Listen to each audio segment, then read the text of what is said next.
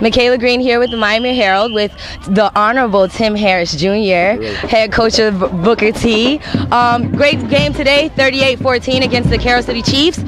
Tell me, what are you doing? What are you thinking to prepare yourself when you guys are on such a momentum and everybody's gunning for you guys? What are you doing so that your boys can be ready so that they won't have to worry about the letdown of somebody?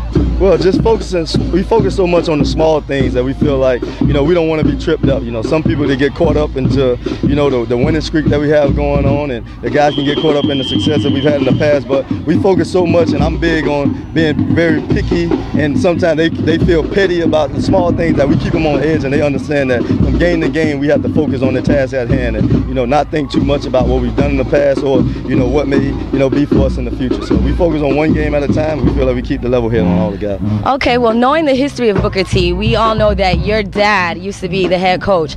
Tell me, how has the transition been with you filling those big shoes?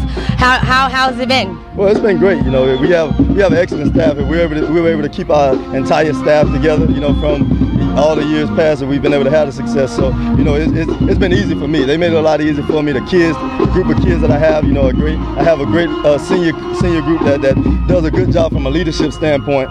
So all that thing, it make it easy for me. As far as me doing the job, the only difference for me is making sure that I'm involved on the defensive side of the game. Being an offensive coordinator and assistant head coach over these past 5 years, that part is kind of natural to me. But being involved on the defense and staying involved on the defense throughout the game, that's the only thing that I'm still getting used to. But other than that, everything, all the guys around me, from the kids to the coaching staff, they made this transition so much easier, not only for me but for everybody in our school. And we can tell, and it definitely shows. Now, you have Mark Walton, number 2, obviously a good player. Who can we look out for that's not so high on the radar that is going to be a great asset to the team this year? Well, we have a bunch of them.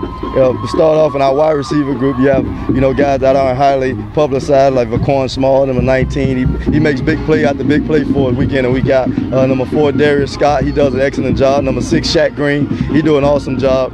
And then our offensive line on offense, all those guys, the offensive line guys, they never get the media hype or the ink in the papers, but they make us go. And then on defense, I think we're solid all over our defense. Our secondary have, 4 guys that's going to Division I college next year. In our linebacker group, we have some guys that, are getting that first opportunity to play, a bulk of the snaps, with Akeem Jackson at linebacker, Josue McMullen, James King, he's doing a great job. And then our defensive line with Devonair Clarington, I can name that whole defensive side of the group. I can keep going, but all those guys are doing an excellent job, and we have a lot of young kids that still haven't gotten a chance to touch the field yet, that we have great confidence in moving forward.